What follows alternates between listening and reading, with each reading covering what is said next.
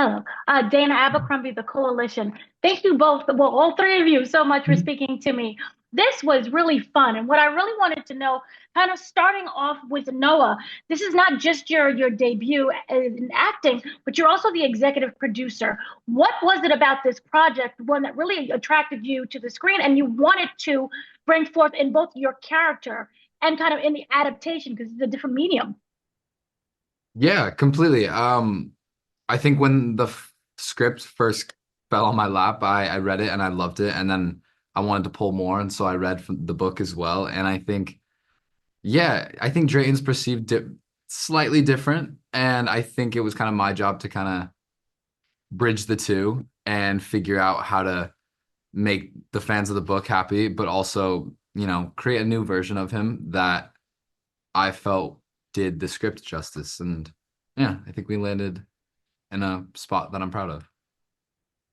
And so for Siena, if I pronounced that right, um, what I was wondering was with Dallas, I wanted to talk about the balance that she has to go through in terms of dancing, schoolwork, and then also being introduced to now this sorry, being introduced to a love interest, which at first she wasn't interested in. She was focused solely on school. So can you talk about that intricate balance that she has to go through in order to find her happiness within that?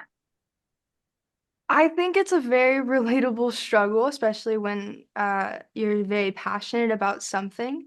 And I think that was really fun to play because I definitely relate to it personally, and I'm hoping that many others will watching it. But I I think it was part of her character arc was sort of finding not necessarily her priorities in life, but seeing that love and passion exists in many different branches in her life. And I think there was parts of it that were neglected, and she realized that. And so passion isn't just like this one dream or goal, it's also the people around you and the life around you.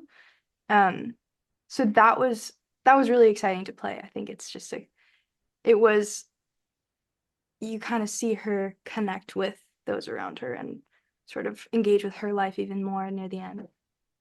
Right. And then so for Drew, for you as Nathan, I was wondering the role is also not just brother, but also kind of a parental figure. Can Mhm. you talk about that while also still figuring out your own life as well? Yeah, I think the thing about being a bigger brother and also being a parent at the same time, that's a unique situation. You don't see that all the time where, you have to wear two hats at the same time. And so for Nathan, it was like I chose to go the route that he was going to step up and really really wanted to be a good parent to Dallas, while also trying to be the best brother that he could be. But so I feel like he starts at this one place where he's just trying to be cool brother and wants to get still have that relationship be strong. But then as the story progresses, he wants to really be a strict parent. He doesn't really quite know how to handle that. And I feel like we land somewhere in the middle at the very end. And I believe that that's very true to a lot of single parents out there too. They have to wear different hats all the time. And again, we don't always have the answers to these things. And so I had to just sort of play around in that headspace. And there was a lot of people in my personal life that I could look up to, that helped out with answering those questions. Yeah.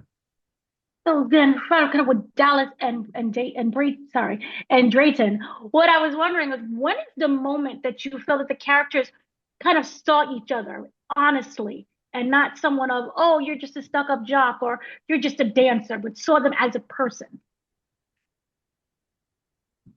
That's a good question. That's a great I like that question. question. I do Yeah. too. Thank you. Um, So scene that pops into mind.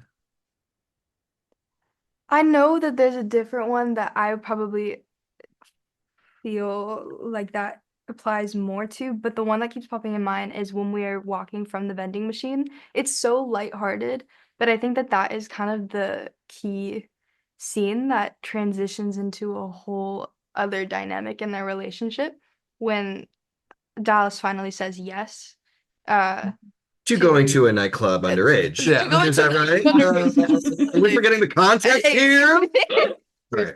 But I think that that's like the first time she like verbally says yes, and then also like physically goes and hangs out with Drayton and sees something in him. Yeah. Yeah. I think that's like I think the scene that she brings up perfectly also just like segues into quite literally the next scene when we do go to the nightclub Mhm. and we have that great night together. And I think that was the first time.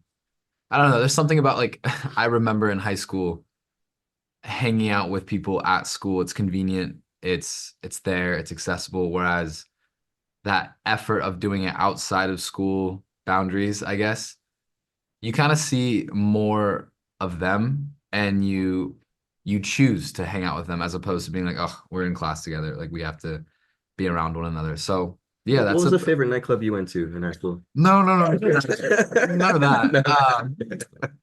But yeah, I think it was definitely that scene. I will say for me, the scene that came to mind was at least for Drayton, because I think Drayton I think he fell first, and I think he was constantly trying to like neg Dallas here to be like, hey, I'm trying. And I think when I came to her doorstep and apologized and offered her the money was more, it's a little earlier in the story and hence falling first. But I think knowing Drayton, I don't think he would have done that for just anyone. And I think that was his first little offering of a hand to be like, hey, I'm trying here. And yeah. Well, thank you so much for speaking to me. This was really fun. Thank you. Oh, thank you. Thank you. Thank you.